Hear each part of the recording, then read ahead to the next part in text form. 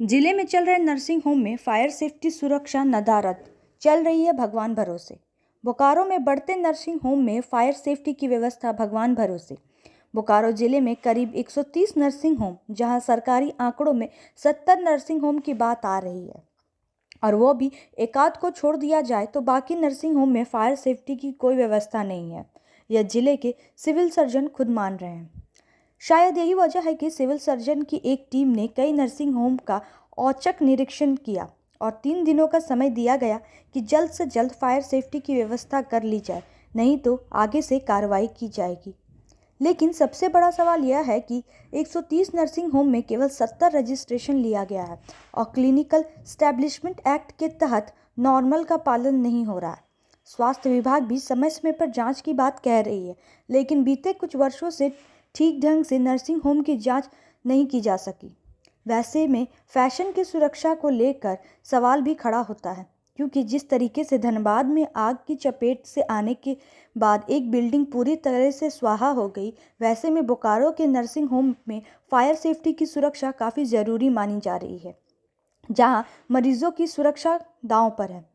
बोकारो के civil surgeon अभय प्रसाद भी मान रहे हैं कि यह सुरक्षा में भारी चूक है और लापरवाही कतई बर्दाश्त नहीं की जाएगी। लेकिन पूछे जाने पर समय समय पर जांच क्यों नहीं की जाती है? सिविल सर्जन अब जांच की बात कह रहे हैं।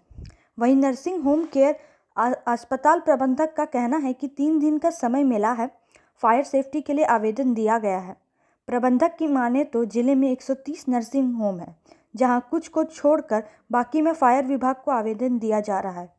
नहीं, जो भी नर्सिंग होम को हम लोग रजिस्टर करते हैं, प्रोविजनल रजिस्ट्रेशन देते हैं, वो तो क्लिनिकल एस्टेब्लिशमेंट एक्ट के तहत होता है। ये लोग ऑनलाइन अप्लाई करते हैं, उसके जो व्यवस्था है उसको हम लोग अपनी टीम भेज के चेक करवाते हैं। तो टीम जब जाती है तो सब कुछ दिखा देता है। उसके बाद अकॉर्डिंगली ये लोग क्या करते हैं नहीं करते हैं, तो इसकी जाँच बीच बीच में होती है। विगत दिनों ही मैं खुद स्वयं एक उच्च स्तरीय टीम लेके जाँच किया था। कितने नर्सिंग होम में फायर सेफ्टी की व्यवस्था है, आपने जांच की है? देखिए, फायर सेफ्टी वाला में अभी क्या है कि कुछ नर्सिंग होम में अभी भी नहीं है, कुछ में लोग अप्लाई किए हैं। एडवाइजरी अभी तक अग्निशमन विभाग तरफ से नहीं आया है। जैसे आता है उसको हम लोग अपने डेवलप करेंगे। तो वैसे में अगर हादसा हो जाए तो कौन जिम्मेदार है? ये तो कंसर्न है, इसीलिए बीच बीच में अब हम लोग निकलेंगे औचक निरीक्षण में। कल भी मैं गया था तो नहीं, क्या स्वास्थ्य विभाग हादसे का इंतजार में है क्या? ठीक है, देखते हैं। उसमें चिट्ठी भी इन लोगों को प्रेषित किया गया है, अतिरिक्त 2 दिन का टाइम दिया गया था, तभी उसी के संदर्भ में सभी लोग आए थे, तो कुछ टाइम आ गया है। कितना लिस्ट में है नर्सिंग होम बोकारो में चल रहा है? रजिस्टर्ड हमारे यहाँ 72 है। और अनरजिस्टर्ड? अनरजिस्टर्ड का डाटा हम कैसे दे सकते हैं? लगभग क्या लगता है कितना चल रहा है जो अनरजिस्टर्ड भी है? नहीं, उसकी जानकारी हमें नहीं। आप लोग बताइए कितने अनरजिस्टर्ड हैं? जो रजिस्टर्ड है 72, उसमें से कितने फायर सेफ्टी इसमें है? कुछ में बहुत अच्छा है, कुछ में उन लोग को डायरेक्शन दिया गया है कि आप एनओसी जमा करें। एनओसी के तहत उन लोगों ने ऑनलाइन अप्लाई कर दिया। अभी लगभग सारे जितने को मैंने सम्मत किया हूँ, चिट्ठी दिया हूँ। बोकारो जिला में सर अभी लास्ट कुछ समय पहले एक लेटर मिला था जिसमें कि 178 या 69 नर्सिंग होम के लिस्ट है।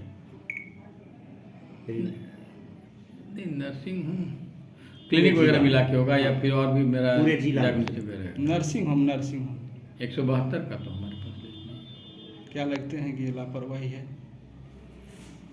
नहीं, 172 हमारे यहाँ रजिस्टर्ड नहीं है।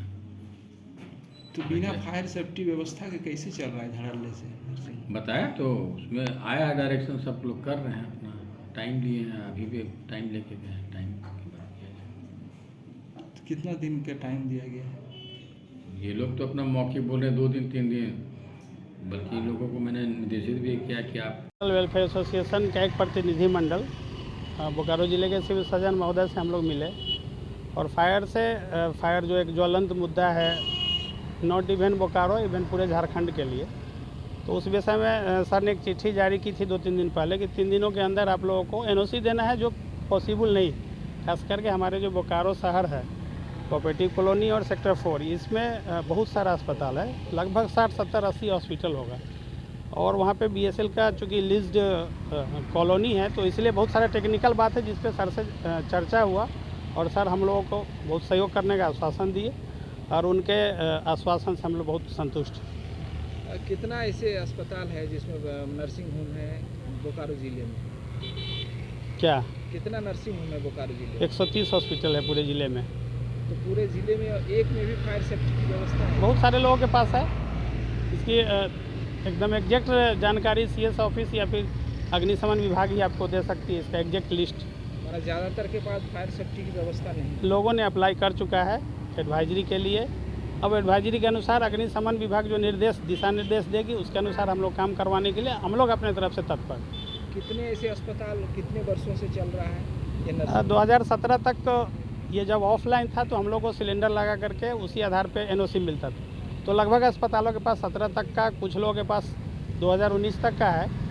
जो ऑनलाइन सिंगल विंडो जब से आया है तब से ये प्रॉब्लम आ रहा है। थोड़ा इसको हम लोग और सरल बनाए, इसी की मांग करने के लिए और इसी बात को विचार रखने के लिए हम लोग ने अग्निशमन के जो पदाधिकारी है उनसे मिल करके बात की हम लोग। मैंने अभी खतरा सारे नर्सिंग होम कहा जाए? नहीं, ऐसा नहीं माना, ऐसा नहीं बोला जा सकता है। एमरी हॉस्पिटल जो बहुत बड़ा ब्रांड था, आज से 4 साल पहले वहाँ आग लगी और वहाँ पे लगभग जितना भी सुरक्षात्मक मापदंड होना चाहिए वो मेंटेन्ड था।